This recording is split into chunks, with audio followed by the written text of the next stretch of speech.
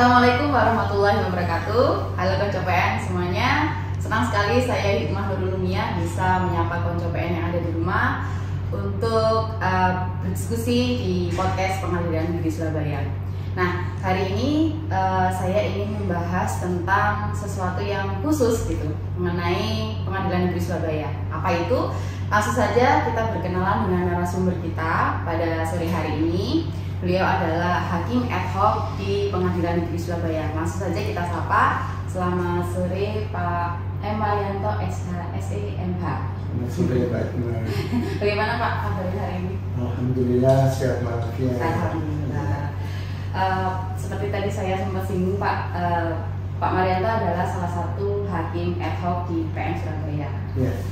Hakim Ad Hoc itu sebenarnya hakim yang bagaimana sih Pak? Baik Mbak Iqbal. Kita sering mendengar untuk akhir-akhir ini banyaknya hakim ad hoc gitu ya.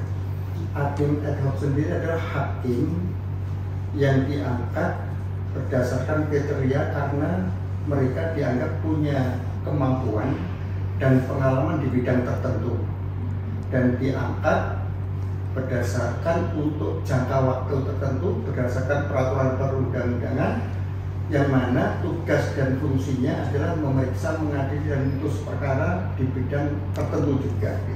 Contohnya hakim ad hoc PAI itu sendiri.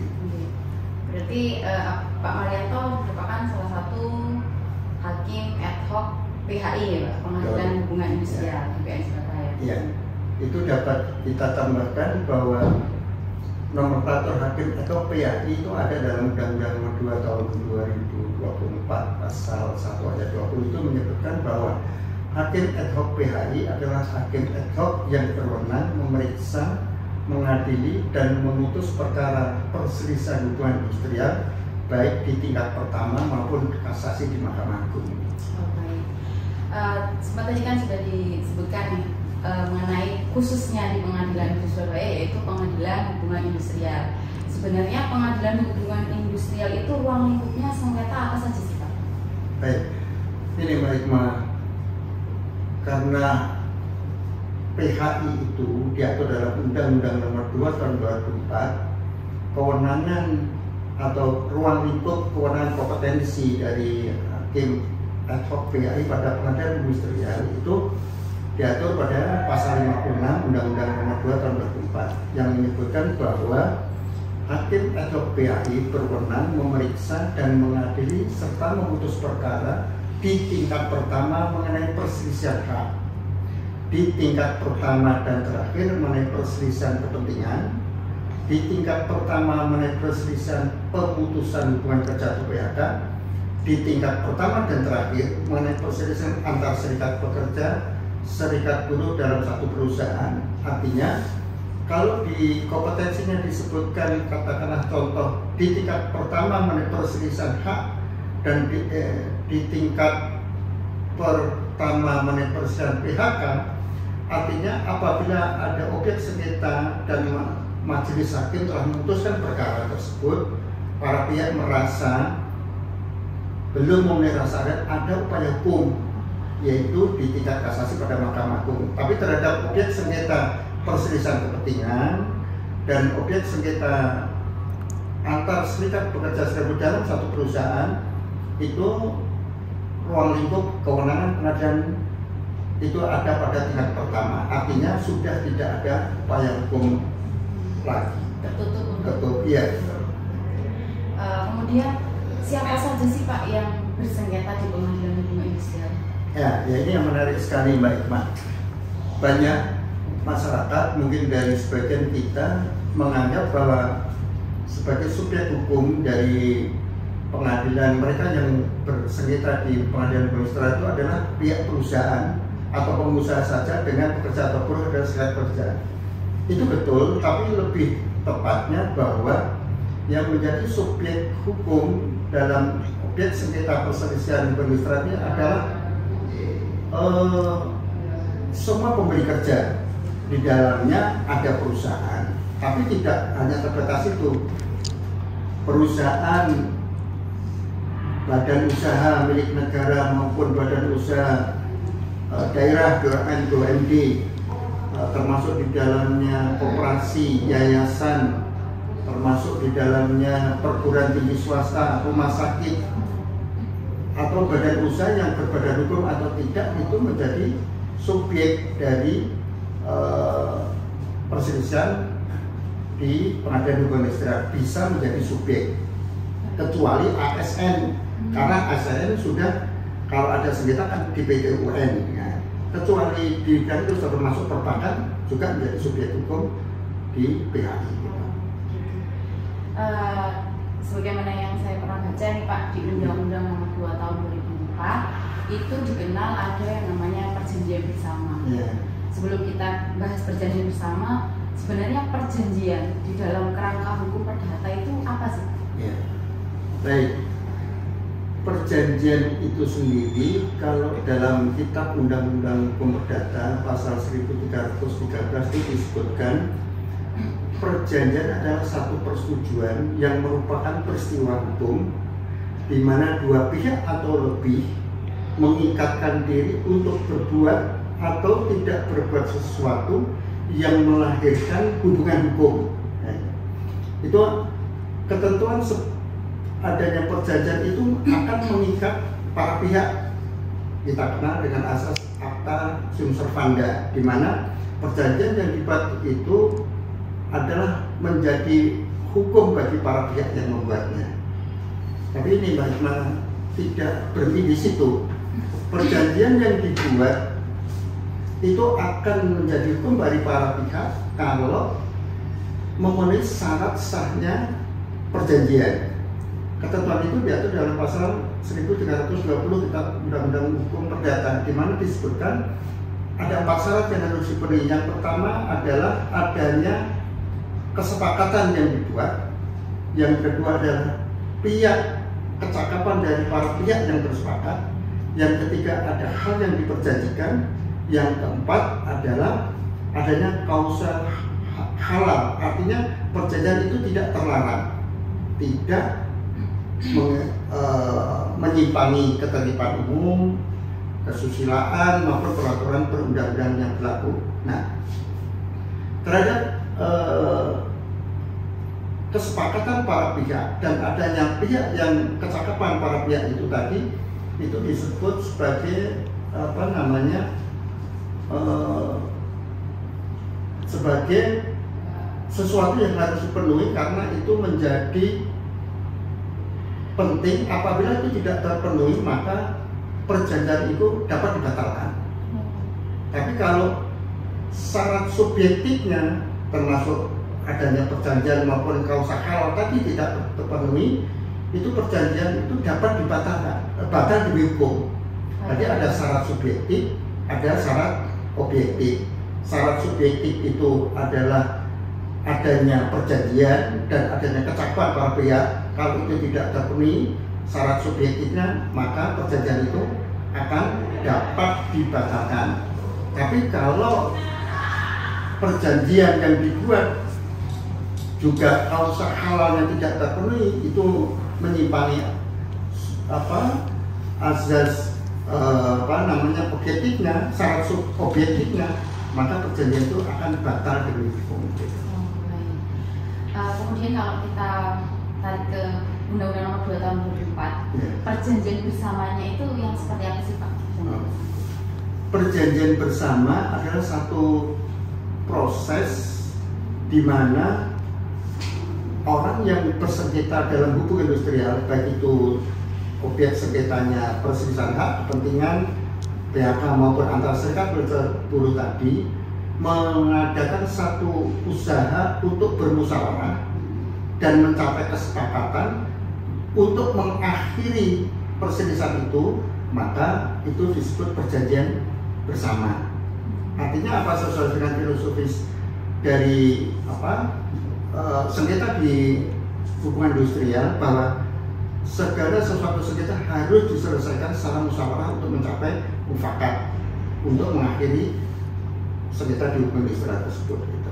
Baik, apakah kemudian perjanjian bersama itu harus selalu ada dalam tahapan penyelesaian perselisihan hubungan industrial?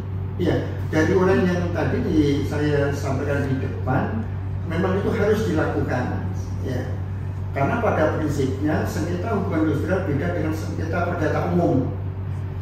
Kalau sengketa hubungan industrial, upaya yang pertama dilakukan oleh para pihak, baik yang dilaksanakan secara non litigasi, secara bipartit itu antara pekerja, buruh, karyawan, pegawai dengan pemberi kerja, bisa pengusaha, bisa bank, bisa dan lain sebagainya tadi, atau dengan secara mediasi antara para pihak yang bersengketa ditambah dinas tenaga kerja sebagai seorang mediator, atau lewat lembaga konsiliator difasilitasi oleh seorang lembaga konsiliasi yang difasilitasi oleh seorang konsiliator.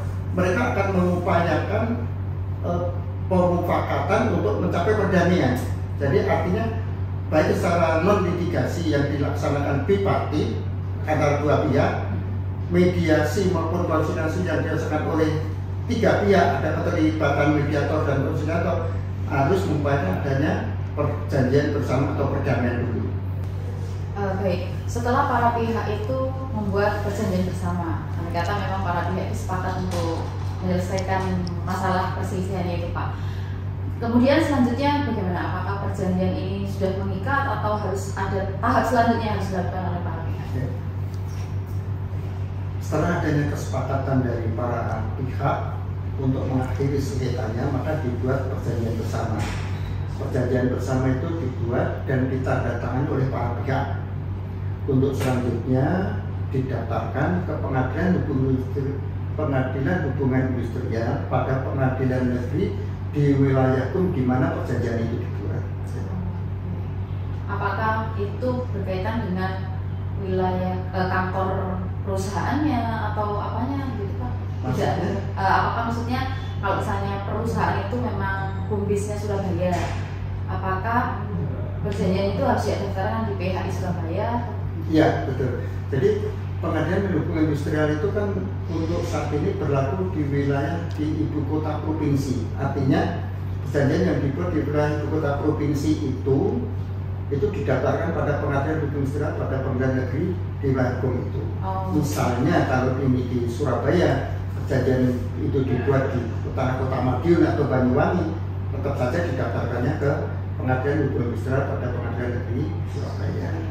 Kemudian yang ada di dalam perjanjian itu, pihak-pihaknya itu siapa saja Pak? Apakah boleh pihak yang di luar buruh dan perusahaan atau? Tentu saja tidak, karena perjanjian itu merupakan kehendak dari para pihak yang bersengketa, otomatis yang menjadi pihak atau yang membuat adalah mereka yang membuat perjanjian. Kalau ada saksi yang misalnya pada proses mediasi dan konsiliasi, mereka mediator atau konsiliator ikut menyaksikan saja. Sifatnya hanya sebagai saksi gitu ya. Kemudian keberlakuan dari perjanjian bersama ini, apakah berlaku setelah perjanjian ditandatangani ataukah setelah didaftarkan ke pengadilan hubungan industrial? Ya. Baik. Ini Mbak Ima, terhadap perjanjian bersama yang dibuat oleh para pihak untuk menyelesaikan sengketanya, khususnya sengketa hubungan industrial, itu berlaku yang pertama sejak ditandatangannya isi perjanjian bersama itu oleh kedua belah pihak, atau berlaku mulai tanggal di mana ada kesepakatan para pihak dalam perjanjian itu. Jadi tidak serta-merta berlaku pada saat ditandatangani, tapi bisa juga dilihat nanti dari item perjanjian itu. Bisa saja dan perjanjian itu ada item yang menyatakan perjanjian ini berlaku mulai tanggal X dan sebagainya. Itu yang pertama. Ya. Baik. Kemudian apakah perjanjian bersama ini mempunyai kekuatan eksekutorial Pak? Sama seperti putusan atau bagaimana? Ya. Jadi perjanjian bersama yang sudah disepakati dan dibuat oleh para pihak tadi itu akan mempunyai nilai eksekutorial, manakala perjanjian tersebut itu didaftarkan ke pengadilan hubungan industrial pada pengadilan negeri di wilayah hukum di mana perjanjian bersama itu dibuat. Jadi mempunyai kekuatan sama seperti itu. Ya. Dan itu diatur dalam Undang-Undang Nomor 2 Tahun 2004, khususnya Pasal 7 Ayat 3, Pasal 13 Ayat 3, Pasal 23 Ayat 3. yang terakhir nih Pak, apabila para pihak sudah membuat perjanjian bersama, tapi ternyata seiring berjalannya waktu ada para pihak yang tidak melaksanakan perjanjian sehingga ada pihak yang dirugikan. Nah, bagi pihak yang dirugikan ini apa langkah selanjutnya yang bisa dilakukan? Ya. Ada dua hal bagi para pihak yang membuat perjanjian bersama, karena perjanjian bersama itu tidak semua perjanjian bersama itu yang dibuat oleh para pihak itu didaftarkan kepada Pengadilan Hukum Industrial. Ada perjanjian bersama yang dibuat dan ditandatangani oleh para pihak dan itu menjadi hukum bagi para pihak. Kalau salah satu pihak itu buat prestasi atau tidak melaksanakan isi perjanjian itu, upaya hukumnya adalah mengajukan gugatan perdataan di perdata umum. Tapi kalau perjanjian bersama itu yang sudah ditandatangani para pihak dan didaftarkan ke Pengadilan Hukum Industrial pada peradilan negeri di wilayah hukum perjanjian itu dibuat, maka upaya hukumnya tidak perlu mengajukan gugatan, cukup mengajukan permohonan eksekusi kepada Ketua Pengadilan Hubungan Industrial pada peradilan negeri di wilayah hukum di mana perjanjian itu dibuat. Jadi ada perbedaan. Ada perbedaan. Langkahnya. Iya. Baik. Sebenarnya sudah banyak yang tentang perjanjian bersama yang sudah saya dapatkan dari Bapak. Terima kasih Pak Marianto atas waktunya. Terima kasih sudah berbagi ilmu dengan kami. Semoga saya selalu mengabdikan di PS Surabaya, gitu ya Pak. Terima kasih. Terima kasih kawan PN yang sudah menonton video podcast PN Surabaya. Saya Hikmah Nurulmia, terima kasih atas perhatiannya. Wassalamualaikum warahmatullahi wabarakatuh.